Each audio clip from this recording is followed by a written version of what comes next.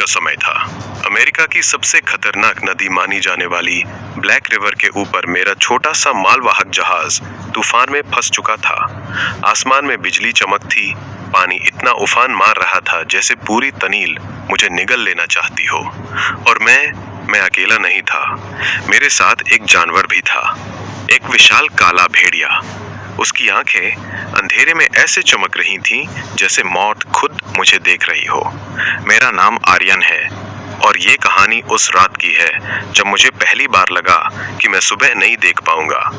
जहाज टूट चुका था, लकड़ियां नदी में बह रही थीं, मेरे हाथ कांप रहे थे, ठंड इतनी थी कि सांस लेना भी मुश्किल लग रहा था।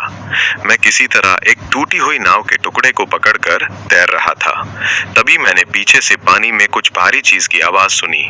मैंने पलट कर देखा, वो भेड़िया पानी में संघर्ष कर रहा था। उसकी आंखों में गुस्सा नहीं, डर था।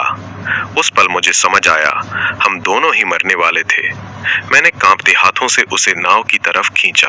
पहले तो वो गुर्राया, उसके दांत मेरे चेहरे से कुछ इंच दूर थे, लेकिन फिर शायद उसे भी समझ आ गया कि अगर हम साथ नहीं रहे तो नदी हमें खत्म कर देगी। पूरी रात हम दोनों उस छोटी टूटी नाव पर बैठे रहे, ऊपर तूफान, नीचे मौत जैसी गहरी नदी।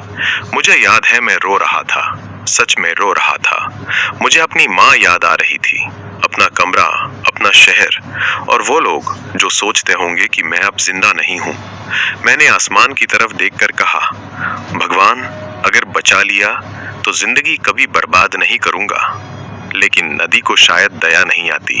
सुबह हुई, चारों तरफ सिर्फ पानी था, न किनारा, न कोई इंसान। भेड़िया मुझे लगातार देख रहा था, उसकी सांसें तेज थीं, वो भूखा था और मैं जानता था अगर उसे खाना नहीं मिला तो अगला शिकार मैं हो सकता हूँ।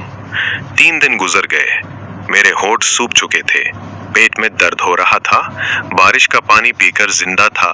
कभी कभी नदी में मछली पकड़ने की कोशिश करता, आधी मछली मैं खाता, आधी उसे देता। धीरे धीरे वो मुझे समझने लगा, अब वो गुर्राता नहीं था।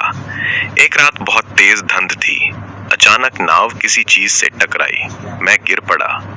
पानी में हाथ डालकर देखा, लकड़ी नहीं थी, वो इंसानी हाथ था। मेरी चीख निकल गई। नदी में एक डूबी हुई पुरानी नाव तैर रही थी, उसमें 3 लाशें थीं। भेड़िया जोर जोर से चिल्लाने लगा, मुझे लगा अब हम खत्म हैं। मैं डर से कांप रहा था। तभी दूर कहीं हल्की रोशनी दिखाई दी। मैंने पूरी ताकत से चिल्लाना शुरू किया, हेल्प हेल्प, लेकिन आवाज तूफान में खो रही थी। मेरी आंखों से आंसू बह रहे थे, मैं हार चुका था। तभी भेड़िया नाव के अगले हिस्से पर खड़ा हो गया और जोर जोर से हुआ हुआ करने लगा।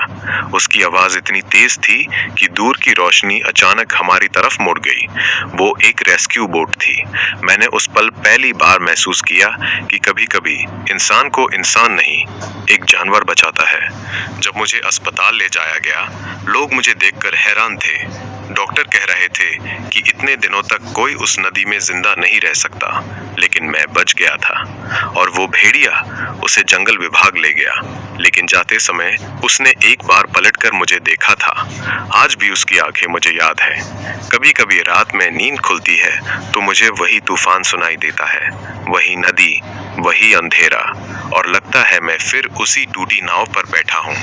दोस्तों, अगर आपको ऐसी खतरनाक, भावुक और दिल हिला देने वाली कहानियां पसंद हैं, तो मेरे चैनल वर्ड स्टोरी ऑडियो को जरूर सुनिए।